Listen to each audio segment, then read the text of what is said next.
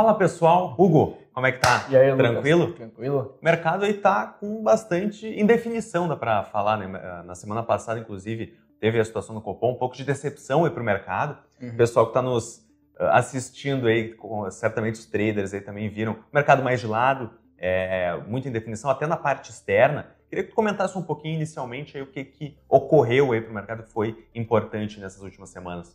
Bem, Lucas, a gente teve uma semana bem diferente do que a gente observou em janeiro, né? Então, nessa semana, a gente viu que em alguns dias o mercado seguiu os fundamentos econômicos e em alguns dias não. Então, a gente teve o fato muito importante da reunião do Copom, saiu o comunicado do Copom, e ele não, como tu já tinha comentado, ele não foi positivo para o mercado.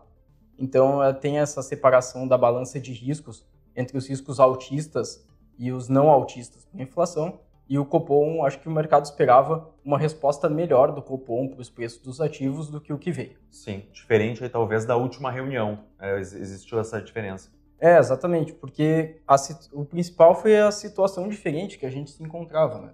Então, na outra reunião, a gente estava em dezembro, um mês e meio atrás, com o Fed ainda com a possibilidade de subir juros em 2019, colocando 2 aumentos, e o mercado americano bem difícil, com queda grande na bolsa, o que ocorreu a recuperação em janeiro depois, né? Deu uma boa recuperada.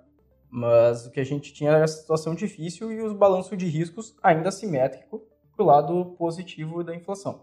Então, com essa situação diminuindo, o mercado tende a precificar algumas coisas melhores. Então, ao aumento de juros, o Fed praticamente descartou, pelo menos por enquanto, para esse ano. Na questão das reformas também, aqui internas, a gente teve um avanço em alguns dados, alguns números, e algumas indefinições novas também. Mas na questão externa, o Banco Central, a reunião do Copom, deixou de olhar para o aumento de juros e passou a olhar para outras situações que vêm se arrastando, como a questão do Brexit, da guerra comercial e colocando também uma dificuldade no crescimento das economias desenvolvidas na conta. Então, colocando esse balanço de risco ainda mais para o lado negativo do que para o lado positivo. Perfeito.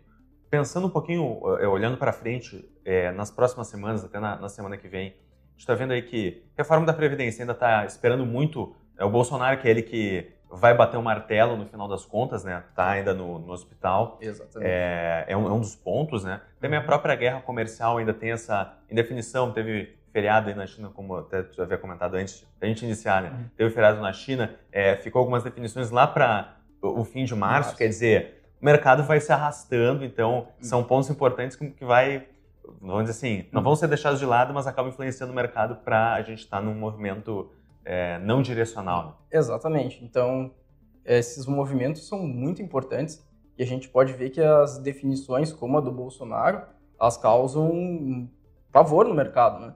Porque se a gente for pensar bem, em janeiro, a perspectiva era a seguinte, a gente está num mês, o mês está muito bom, as reformas vão andar, tá. Aí a gente passa o mês e agora temos um novo Congresso. Finalmente temos um novo Congresso, o Maia eleito com mais de 330 votos para ser presidente da Câmara dos Deputados. A gente teve uma certa surpresa no Senado com troca de presidente, colocando um presidente, em teoria, da base do governo, né?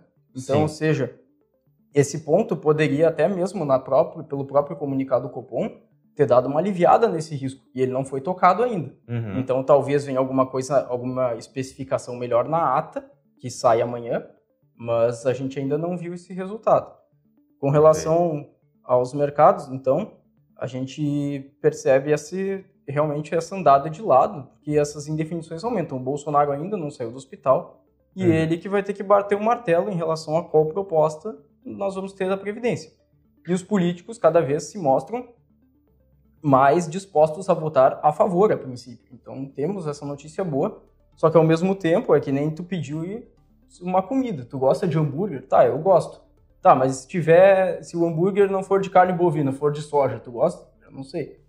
Então fica nesse vai que não vai, né? Exatamente, porque a gente não sabe qual é a reforma, a gente ainda não sabe quando ela vai ser colocada e se os deputados vão estar a favor dessa que vai ser colocada ou não. Então, a gente acredita que as coisas vão andar, as coisas estão se mostrando diferentes mas as indefinições aos poucos vão diminuindo. Perfeito. Não, esse exemplo aí é preciso, né, em relação a mostrar, né? Quer dizer, existe uma reforma, porém ainda existem pontas soltas, né? Exatamente. Olhando um pouquinho de calendário econômico, o que você está enxergando aí para essa semana aí que está iniciando? Aí? Tem algum ponto aí relevante que pode balançar o mercado? Tem, o investidor e o trader tem que ficar muito atentos. Amanhã a gente tem a ata do Copom, muito importante, a gente já estava falando do comunicado, então a ata vai trazer melhor cada ponto que o investidor tem que, como o Banco Central está vendo cada ponto dos riscos. A gente teve o outro risco, o positivo também, muito importante na ata, no comunicado, e que vai ser mostrado melhor na ata, que é a questão da inflação. Então a gente teve o dado de IPCA na sexta-feira, o dado mais uma vez surpreendendo para baixo. Então não é nem só o número de pontos que vem abaixo do esperado, mas é a consistência. Então, todo mês o mercado precifica uma coisa, mas o número vem abaixo. Aí o número vem abaixo no outro mês e veio abaixo de novo agora em janeiro. Inclusive abaixo do valor que o próprio Banco Central coloca no relatório trimestral de inflação. Então, a gente está vendo esse risco muito positivo para a economia da inflação continuar baixa e por isso mesmo que era esperado uma melhora que não veio no comunicado. Em relação a essa semana, então, a gente pode ver melhor a ata do Copom na terça-feira. Nós temos terça-feira também um discurso do Powell, que qualquer coisa diferente sempre movimenta os mercados de uma maneira muito forte. Então, o trader tem que ficar bem atento para se ele quer para tentar especular nesses movimentos ou não. Nós temos venda no varejo na quarta-feira aqui do Brasil, que saiu dado em relação ao mês de dezembro, e o CPI dos Estados Unidos. Na quinta-feira temos o PIB na Alemanha, pesquisa mensal de serviços no Brasil e vendas no varejo nos Estados Unidos. E, por fim, na sexta tem ainda o indicador de atividade do IBC-BR, que a gente vai poder ver também como é que a economia está respondendo. A princípio, a economia brasileira não vem num ritmo forte, né? A gente tem visto, e os próprios grandes bancos têm mandado para clientes relatórios que diminuem a perspectiva do PIB para esse ano, passando de 2,5% para 2%.